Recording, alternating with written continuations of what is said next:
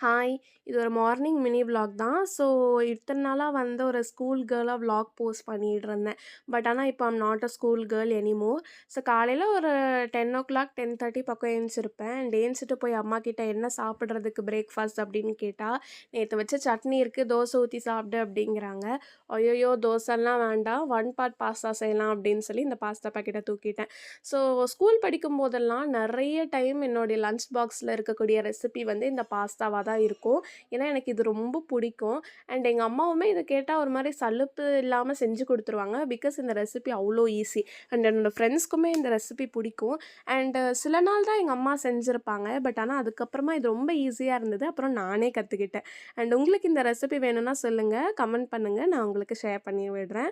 So, எனக்கு வந்து ரொம்ப சூப்பியா இருந்தா தான் பிடிக்கும். அதனால வந்து பாஸ்தாக்கு தாண்டி நெறைய தண்ணி ஊத்திக்கிட்டேன். ஸோ, இது வந்து கொஞ்ச நேரம் போனாலே தண்ணியெல்லாம் வத்தி ஒரு மாரி கெட்டியாயிடும். ஸோ, இந்த மாரி வீடியோஸ்க்கு ஃபாலோ ஃபார் மோர்.